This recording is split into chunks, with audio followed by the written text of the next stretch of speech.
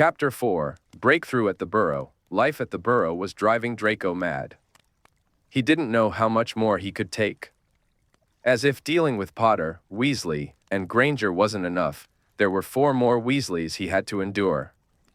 The parents always looked stressed, Bill's scarred face made Draco queasy, and Ginny kept gazing longingly at Potter in a way that turned Draco's stomach. And then there was Fleur Delacour, who floated around like a queen, constantly talking about ZE wedding and treating everyone like her personal staff. At one point, she even told Draco to help with the streamers, as if he were a house elf. He had just stared at her in disbelief until his mother grabbed his arm and steered him out of the kitchen. Mostly, Draco and his parents stayed at the bottom of the gnome-infested, weed-covered garden, as far away from the others as possible. He found some satisfaction in this. Sitting in the shade, he watched Potter and Weasley glaring at him while sweating buckets, arranging white chairs under the scorching sun. Meals were the worst. They had to be eaten outside, and for the sake of appearances, the Malfoys were expected to sit at the same long table as everyone else. Those hours were so painfully awkward that Draco felt dizzy from the discomfort. Arthur Weasley, in particular, seemed completely unable to look at or speak to the Malfoys like normal people. Could someone please pass the potatoes? Mr. Weasley would call out loudly to the air, staring off into the distance. When Lucius handed him the bowl, Mr. Weasley acted like it had appeared by magic. Draco had settled into a kind of silent truce with Potter, Weasley, and Granger. Weasley still threw him suspicious and angry looks whenever possible, but Potter seemed more bothered by Lucius than by Draco. That confused Draco at first, until he remembered the 4 of them, including Ginny, had fought his father at the Department of Mysteries. As for Granger, he had expected her to treat him differently after their argument at her house. He even worried she might confront him about Dolohov or his father. He spent time imagining what she'd say and planning sharp replies. But it turned out to be a waste of time. She never approached him. In fact, out of everyone at the Burrow, she treated him the most tolerably. She was brisk, polite, and didn't give him any of those long, searching looks, as if she were waiting for him to press his dark mark and summon Death Eaters. The others, Potter, the Weasleys, and even Fleur, did that often enough. All in all, the atmosphere was terrible. Draco hoped he wouldn't have to endure it much longer. 2 days after they arrived, he got his wish. After dinner, Mrs. Weasley called him over. "Yeah?" he said, not bothering to hide the sulk in his voice. With the stern look on her face, he braced for a scolding. "Arthur has spoken with the rest of the order," she said, "and Kingsley Shacklebolt has agreed to help get your family out of the country. We'll start making arrangements after the wedding." "Why not now?" Draco asked. She let out a short sigh. "You may have noticed we're a bit busy at the moment. And things at the ministry have gone downhill fast since Dumbledore." Her voice shook, and she blinked rapidly. "We think several ministry officials have switched sides. Given that, you're lucky Hermione got you here as quickly as she did. The Fleur network is already under tight surveillance. They've placed a blanket trace on port keys, and international apparition is impossible." "Yeah, I know." Draco paused. "Where are you sending us?" "We don't know yet. Your family is well known even outside of Britain. It's hard to find a place where you can live as yourselves. Very hard. But Kingsley will figure it out, I'm sure." She was watching his face closely. Draco didn't like the expression she wore. It looked dangerously close to pity. What he liked even less were the images now swirling in his mind. Him and his parents alone on some desert island, gnawing rats off sticks. "Don't worry," she said. She lifted her hand slightly, as if to comfort him, then stopped herself. "Like I said, Kingsley will take care of it." "He'd better," Draco muttered. "Dumbledore promised to help us. So much for his legendary protection." But Mrs. Weasley wasn't listening anymore. Her eyes had focused on something over his shoulder.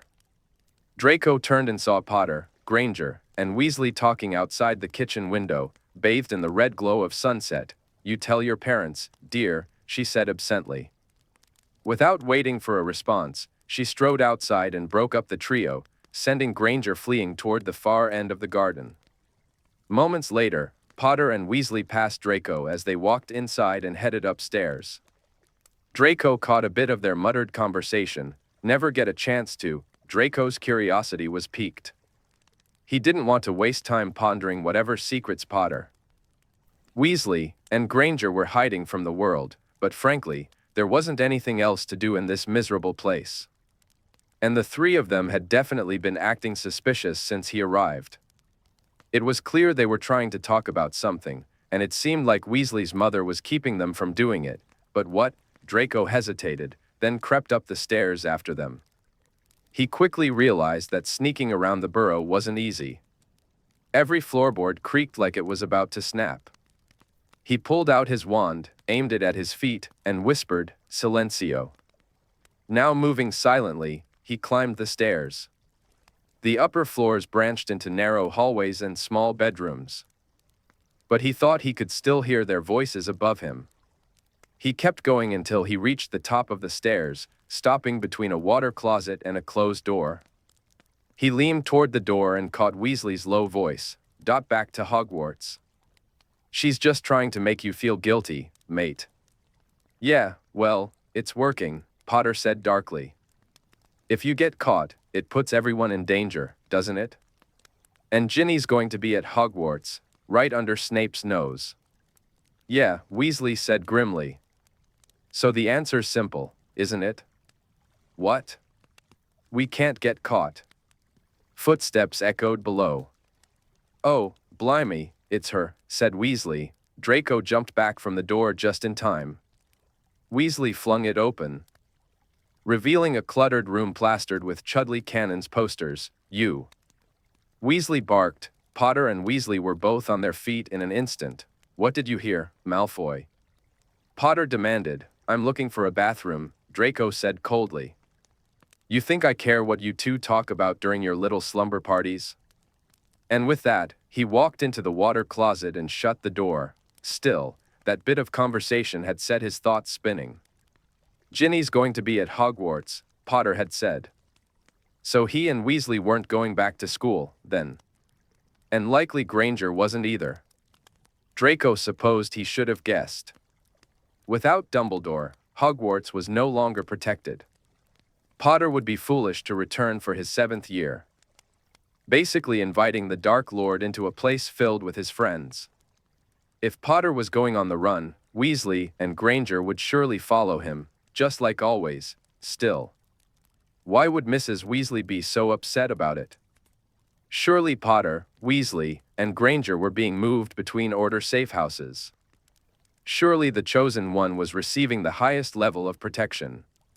Something didn't add up. Draco's thoughts were interrupted by Mrs. Weasley's sharp voice. "Ronald Weasley. Haven't I told you 1,000 times to clean out the shed? The Delacours will be here in less than a day, and if they see it in that state..." "Mom," Ron groaned, "please tell me why the Delacours would care about the shed. You get down there right now." Draco stared blankly at the door. Mrs. Weasley's explosions were just one more baffling part of life at the Burrow. His own mother would have died before yelling like that. Draco remembered being 8 and accidentally shattering a priceless glazed china heirloom.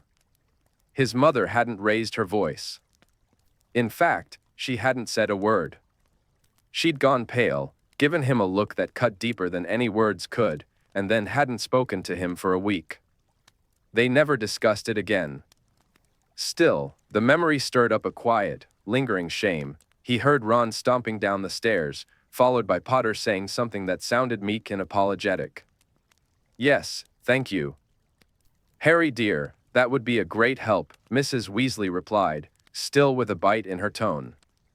2 more sets of footsteps followed, and the top of the burrow fell silent. Draco slipped out of the bathroom, checked the stairs to make sure the coast was clear, and crept into Ron's room. "Colloportus," he muttered, pointing his wand at the keyhole. The locked door might buy him a few extra seconds if someone came back. The room was a mess, and Draco didn't even know what he was searching for. Not that it would have helped, every surface was piled with clothes, books, and Chudley Cannon's posters. Then he spotted a rucksack by the camp bed. It didn't look wizard-made, which meant it was probably Potter's. Draco pulled it free from a heap of shirts and started going through it. At first, it looked like any ordinary rucksack: clothes, a potion kit, an old photo album. But the front pocket held something different.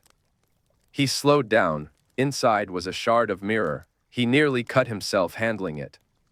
He placed it carefully on the bed. Beneath it lay a folded piece of aged parchment. It felt old, decades old, but it was completely blank. "Apparitium," he said, tapping it with his wand. Nothing happened. Draco narrowed his eyes. He was sure something was hidden there. Maybe a clue to their plans? A list of names? He'd come back to it. He reached deeper into the pocket, and his hand brushed cold metal. He pulled out a golden locket. Draco examined the tarnished surface, opened the clasp, and a folded scrap of parchment fell into his palm. "To the Dark Lord, I know I will be dead long before you read this, but I want you to know that it was I who discovered your secret. I have stolen the real Horcrux and intend to destroy it as soon as I can. I face death in the hope that when you meet your match, you will be mortal once more. R.A.B. Draco stared at the note. His heart stopped racing. It felt like it stopped altogether. Horcrux. He'd never heard the word before, but the rest of the message made it clear enough. Mortal once more. Whatever a Horcrux was, it had something to do with the Dark Lord's power over death. Maybe it was like the elixir of life? Draco had heard of magical substances derived from the Philosopher's Stone that could prolong life, and Potter had this locket. Potter knew something about the Dark Lord's secrets, how to undo them. Whatever he, Granger, and Weasley were planning, it had to be about this. Of course, Mrs. Weasley would panic if her son was caught up in something like this. But then that raised a bigger question: why were they doing it? Why wasn't the Order of the Phoenix handling this? Draco had known Dumbledore and Potter were close, but he never imagined Dumbledore would trust him with information like this. It was insane. There was no way they'd figured this out by accident. Draco hadn't noticed how long he'd been frozen, just staring at the note, until he heard footsteps coming up the stairs. He quickly shoved everything back into the rucksack, but before he could return the note to the locket, Alhambra, Hermione Granger's voice snapped. The door flew open. "Ron, I really..." She stopped, staring wide-eyed at Draco. Her gaze dropped to the locket and note in his hands, and her expression changed. Her eyes widened. She moved so fast, he barely had time to react. "Obliviate." "Protego," he snapped, and her spell ricocheted, carving splinters out of the door. She looked flustered now. Draco was faster. "Expelliarmus." They both shouted. Draco dove onto the bed, dodging the blast. Granger was cornered between Ron's bed and the wall. She couldn't get out of the way. His spell hit her, and her wand flew into his hand. "Nice try, Granger," Draco panted, getting to his feet. He slammed the bedroom door shut and advanced. "What is this? Tell me." He held up the locket. Panic flared in her eyes. It's..." She backed up until her shoulders hit the wall. "Tell me," he repeated. "Nothing. It's nothing. It's just..."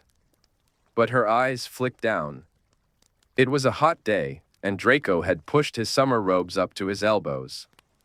He'd covered his arm with a glamour, but at certain angles, the dark mark still showed, the red snake and skull. Faint but unmistakable, her eyes snapped back to his. Draco felt a jolt of confusion. She was afraid of him. That didn't make sense. This was the girl who had hexed Marietta Edgecombe into permanent embarrassment. The girl who had slapped him across the face when they were 13.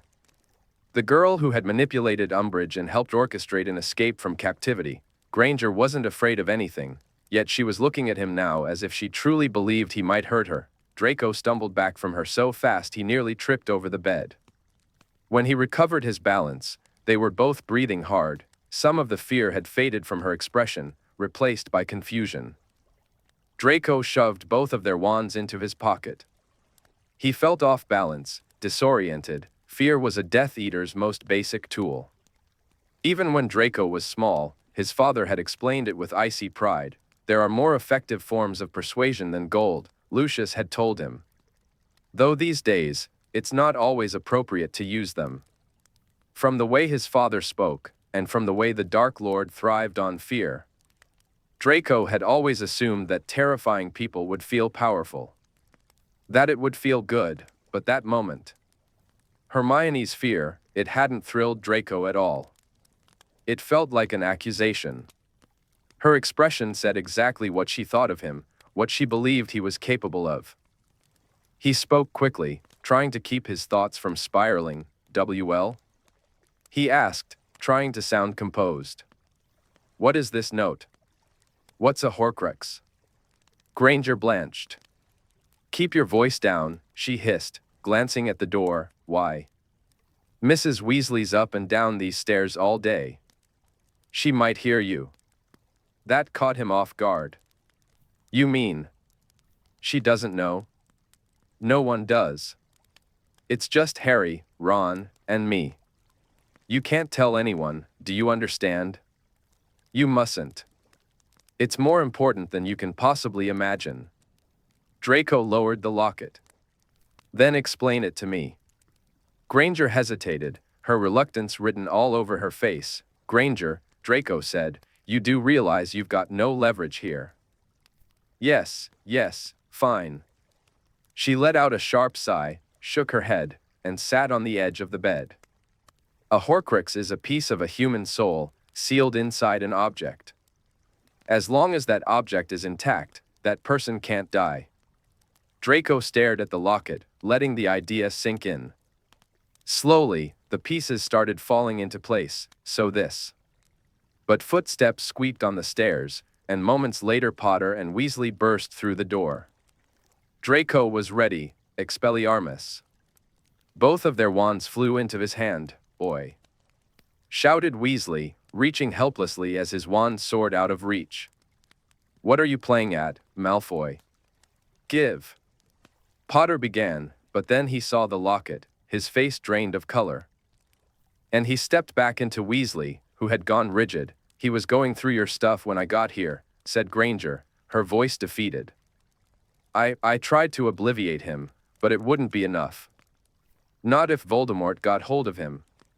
"Yeah, that's right," Draco said, "so don't even think about. The obliviate was for your safety, not ours," Granger interrupted. "You have no idea what you've gotten yourself into." Weasley shut the door behind them. "What do we do?" he asked Potter in a low voice. "How much did you tell him?" Potter asked Granger. "Not much," she said. "Just what they are." "Maybe that's okay, then," Weasley muttered. "He's leaving the country anyway, right? If he just vanishes." "Oh, come on, Ron. You really think he won't tell his parents the second he gets the chance?" Draco rolled his eyes. It was like he wasn't even in the room. "Excuse me," he said dryly. "Can we focus, please?" He held up the locket. "Potter. Granger. Weasley. I don't care which one of you explains it, just tell me what this is." "I already told you," Granger said. "It's not the real Horcrux. Someone took the original and left this as a decoy." Draco narrowed his eyes. "You don't know who?" "Blimey," said Weasley, shaking his head, 6 years at Hogwarts and he can't even read. "What, do you think R.A.B. is a full name?" Draco couldn't help it. He laughed and snapped the locket shut. "You really don't know." They all stared at him. "What's that supposed to mean?" Potter asked. "What do you think it means, Potter?" Draco said, grinning. "I know who wrote the note."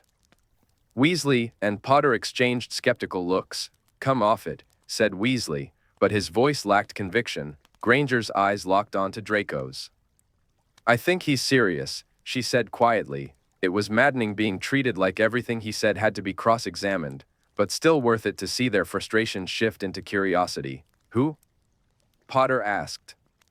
The word came out tense, like it hurt. Well, well, said Draco, enjoying himself now. If that's the tone you're going to take, just tell us. Weasley snapped. You don't know what this could mean. That's what she keeps saying, Draco replied, nodding at Granger. You don't know how important this is, you don't know what you've stumbled into. Fine. Tell me everything, and then I'll understand why I should care. I told you, it's for your safety, Granger said, her tone sharp. Isn't that all you care about? Draco considered. Fine, he said, shrugging. He dropped the locket back onto the bed. Maybe I'll ask my parents about it. Maybe they'll figure it out. Maybe we'll get your parents involved too, Weasley. No, Weasley said immediately, stepping in front of the door. He looked between Granger and Potter. I think we have to tell him. Yes. Tell me, Draco said. I'm listening. Granger and Weasley looked to Potter. Draco noted how easily they deferred to him. Fine, Potter said through clenched teeth. We're tracking down the real Horcrux this year. We're not going back to Hogwarts. We're going to find it and destroy it, like the note says. So Voldemort can become mortal again. Draco paused. Potter clearly wasn't saying everything, but maybe that was just how he looked, like he wanted to punch something. All right, Draco said slowly. But why you three? Why not someone qualified? Dumbledore left the job to Harry, Granger said. Because of the prophecy. And we can't tell anyone else. The more people who know, the more likely it is Voldemort finds out. If he learns his secret's been compromised, he'll protect the, she cut herself off, protect them, Draco said. So there's more than one. Potter shot Hermione an annoyed look. She gave him an apologetic one in return. Yeah, Potter admitted. There's more than one. That everything you wanted to know? Can you tell us who R.A.B. is now? Draco considered pushing them further, but the tension in the room told him it wasn't worth it. Would have thought you'd know, Potter. He was your godfather's brother, wasn't he? He watched their faces shift, frustration giving way to realization, then excitement. Regulus, Potter breathed. Regulus Arcturus, all that summer before 5th year we were living in that house, Weasley said, smacking his forehead, and we didn't remember. Why didn't Dumbledore think of him?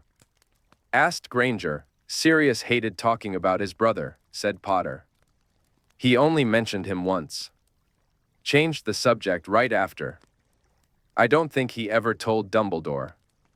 Regulus was a Death Eater, and Sirius hated him. He probably didn't think it was worth mentioning. Draco remembered the clippings in Regulus's room, the articles about Death Eater activity, the old photos of a slim Slytherin seeker, wide-eyed and proud of the cause. If the clippings sounded worried about violence, it was only because the writers didn't understand the importance of the mission. He did join the Death Eaters, then?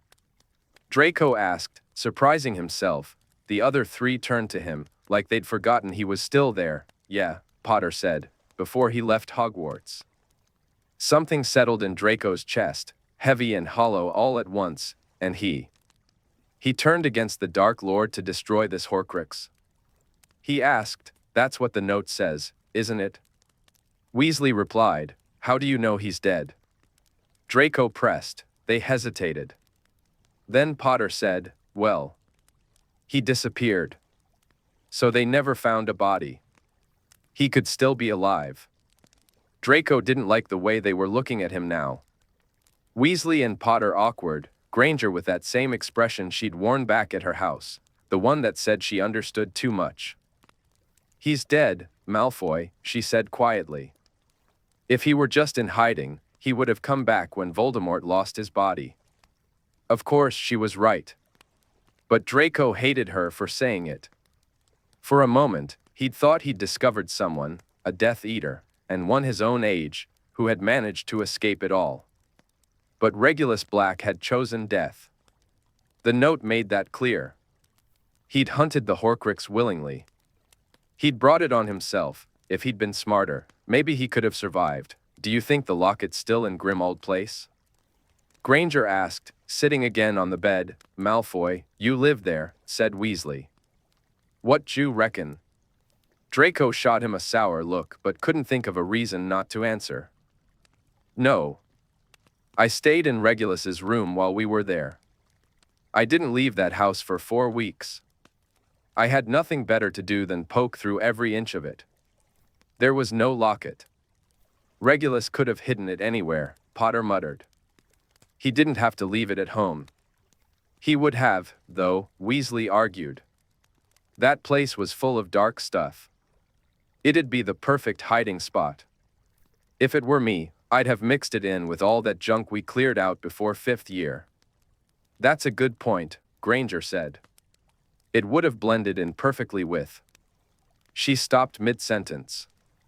Her eyes went wide, not with fear this time, but with sudden realization. There was a locket, she whispered. What?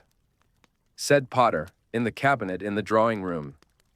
A big golden locket no one could open. Don't you remember? We all passed it around. Weasley and Potter looked stunned, but then Potter turned on Draco. You said it's not there now. No, Draco said. He wasn't sure how he felt being dragged into this, but it was strangely difficult to stop watching them work through the mystery. Hang on, Weasley said. Creature stole loads of stuff that summer. Malfoy, you're sure the locket wasn't in that weird little room at the back of the kitchen? Near the boiler?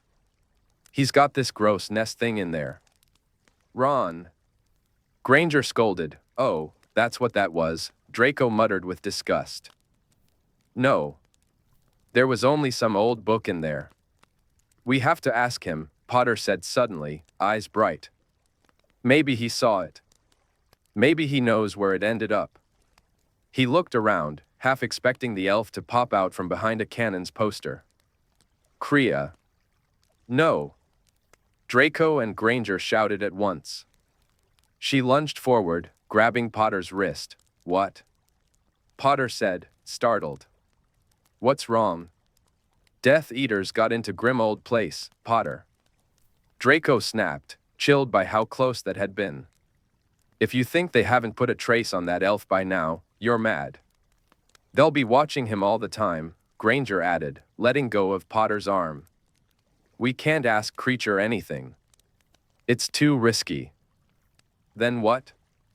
Potter asked, furious. Do we search every bin in London? Silence fell. A whole minute passed. Weasley looked like he was trying to think through mud. Granger had her eyes closed, lips moving silently, and Draco. Merlin helped him, realized he was thinking too. Trying to help, he told himself to stop. Horcruxes had killed Regulus Black. He shouldn't get involved. But the suggestion left his mouth before he could stop it. There's the Scavengers Guild. The what? Potter and Granger said at once. They stared at him. The Scavengers Guild, Weasley said, his tone both cautious and intrigued. Actually, that's not a bad idea. Potter and Granger still looked confused.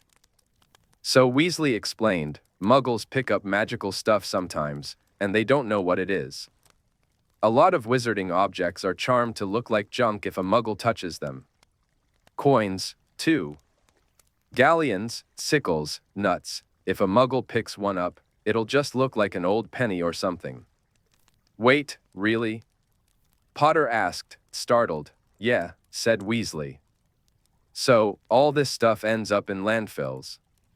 The scavengers go through, pick out anything magical, clean it up, and resell the good bits. They've got a stall in Diagon Alley that shows up once a month. Fred and George bought some lightweight lead from them last year. All right, Potter said, his excitement building. All right. We'll try that. He turned to Draco, opened his mouth, and said nothing. Draco knew he'd been about to thank him. But Potter couldn't make himself do it. Well, Draco said stiffly. Enjoy your search. He was halfway through the doorway when Granger called, Malfoy. He turned, you. You're not going to tell anyone, are you?" She looked anxious, like she was afraid he might bite her for asking, "Why would I?" He replied, "That's not an answer," Potter said. Draco sighed. "Yes, it is." He rolled his eyes. "Gryffindors. Ask one question about motive and you all fall to pieces." With that, he went downstairs and stepped out into the yard. His family had been given a tent. Grubby, magically expanded, and thoroughly miserable. The first time they saw it, his mother had been too horrified to speak. "Amazing," Draco had said. They found somewhere worse than the Burrow. Neither of his parents had smiled. Draco didn't know why he bothered sometimes. He'd made fun of the Burrow for so long, but actually living there was something else entirely.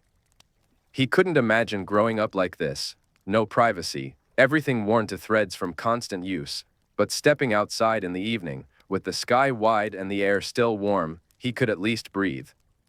That was something, and, he admitted grudgingly, Mrs. Weasley's cooking was incredible. It felt like betrayal to think it. Especially since his own mother had never cooked a meal in her life. She didn't need to. She wasn't a house elf. Inside the tent, his parents were drinking tea at the wobbly little table.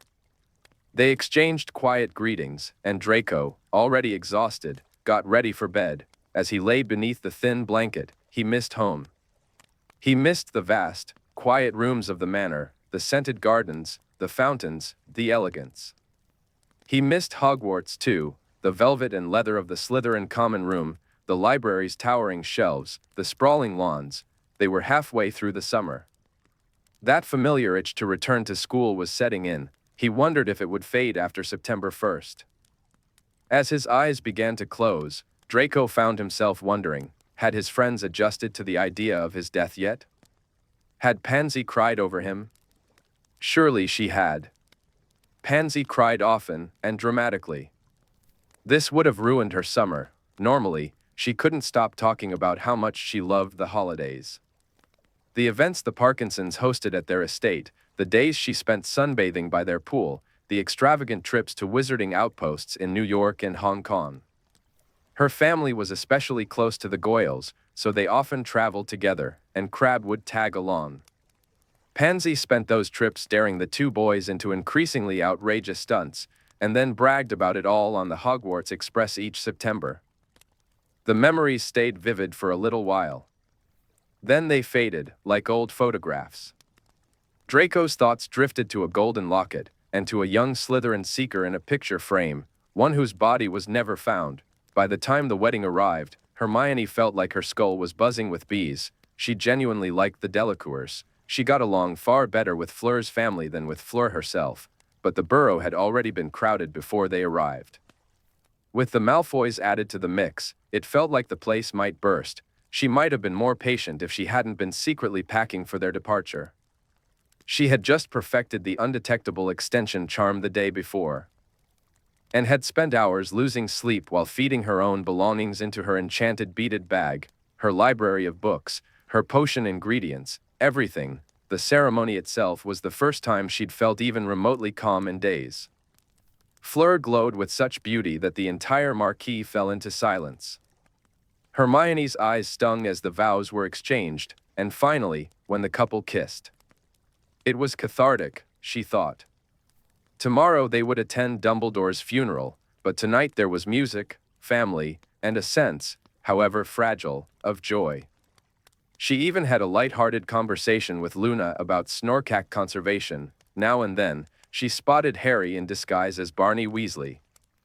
And the three Malfoys, polyjuiced into a butcher's family from the local village. The Weasleys had worked hard to spread the story that the trio were standoffish family friends who had lived on a remote Icelandic island for years and had forgotten how to socialize. The story mostly held up, though Victor Crumb had managed to strike up a brief chat with Lucius Malfoy about Icelandic sheep herding. Seeing Victor again was strange. Fourth year felt like a different lifetime now. The return of Voldemort had split time into two, before and after. Hermione could still summon a faint echo of how she used to feel about Victor, like trying to picture something on the inside of her eyelids. But she knew it was gone. When Ron asked her to dance, She didn't think of Victor at all. This is it, she thought, spinning with Ron amid the laughing crowd. This is when I'll finally understand how I feel. This is when it'll all become clear. But when a slow song started and Ron pulled her close, placing his hand at her waist and taking her other in his, Hermione felt a weight settle in her stomach. Not flutters. Not excitement. Just a heavy, anxious lump in her throat. She couldn't meet his eyes. She laid her head on his chest instead and glanced toward the edge of the tent, where Harry was in deep conversation with Aunt Muriel and Elphia's Doge, but she wasn't thinking about Harry. She was thinking about Dumbledore. About the way he fell through the air. About clouds curling past his robes on his descent. She was so afraid. Being close to Ron like this only intensified the fear. She didn't want to lose him. She didn't want to lose Harry. In that moment, she realized she might be mistaking the fear of loss for love. Worse, she might not be feeling anything but fear at all, and until this war was over, maybe that was the only emotion she'd be allowed, just different shades of fear. Worst of all was Ron's heartbeat, quick against her ear. When the song ended and they stepped apart, she saw the look on his face, soft, hopeful, full of wonder. From that look, she knew he'd felt something beautiful during the dance, something she'd wanted to feel too, the sense that all was finally right, but for her, it hadn't been right at all. All she'd felt was the looming danger, the dread of what was coming. And it made her feel heartbreakingly alone to realize how far apart they'd been in that moment. Even as they held each other, Ron must have noticed something in her expression, because he asked, "Something wrong?" "I'm just a bit thirsty," she managed to say. "I'll be back in a moment."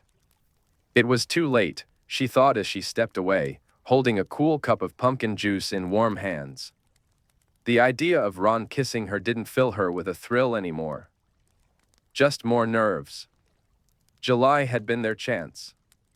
It had passed. She didn't know whether Dumbledore's death had changed how she felt, or if it had simply made things clearer. Maybe she'd been so shaken that the spark was gone. Or maybe it had stripped away everything else, guilt, hope, fantasy, and left only one feeling behind, the desperate need for Ron and Harry to live. Whatever the truth was, she couldn't go back. She sank into a seat without thinking. "Granger," said a voice she didn't recognize. She looked up to see the polyjuiced Malfoy sitting at the same table. He was disguised as a thick-set boy around their age, shorter than the real Malfoy but much broader. "Oh. Hi," she said quietly. "Pumpkin juice?" "Can't," he replied sourly, lifting a cloudy flask. "I've got to stick with this. Next dose in a few minutes." He slouched in his chair, legs stretched out, gazing dully at the dance floor. "I expect you'll be glad to leave when this is over," Hermione said, unable to keep the judgment from her tone. The Weasleys had been more than generous with the Malfoys, all things considered. "Glad?" said Malfoy, his sneer unmistakable, even through another face. "Oh, thrilled. Absolutely thrilled to leave behind every last piece of my life." "You make it sound like you're being forced." "Do I have a choice?" She sighed. "Obviously, you have a..." She broke off. Something silvery shimmered at the center of the dance floor. A Lynx Patronus landed gracefully. A hush swept through the tent. Then the Patronus spoke in Kingsley Shacklebolt's voice. "The Ministry has fallen. Scrimgeour is dead. They are coming." Screams, then, one after another, the sharp cracks of multiple apparitions. Hermione barely had time to process what was happening before spells began flying. A bolt of white light shot toward their table. She didn't have time to think. Something slammed into her, sending her flying out of her seat. Bang, she gasped, blinking. Their table was splintered and smoking. Malfoy, still polyjuiced, was beside her. He'd knocked them both out of the spell's path and was now scrambling to his feet, wand in hand. Hermione followed, heart pounding, eyes scanning wildly. Where were Harry and Ron? She spotted them almost instantly. Harry and Ron stumbling toward her through the haze of dust. Behind them came the cloaked figures, masked, moving swiftly. Death Eaters. Right there, under the wedding marquee, cursing and immobilizing everyone in sight. Malfoy staggered back, face pale with terror, and then, right in front of her, his disguise began to fail, his dark curls shifting, lightening into unmistakable white blonde. Without hesitation, Hermione sprinted to him. She grabbed Malfoy by the arm and reached out with her other hand to seize Ron's elbow. "Hold on, Harry," she shouted. Harry lunged, clutching Ron just in time. Hermione twisted on the spot. They were squeezed tight into the crushing dark, the space between places. Then, they exploded out onto a narrow, wind-blown mountain path, overlooking the quiet village of Hogsmeade far below.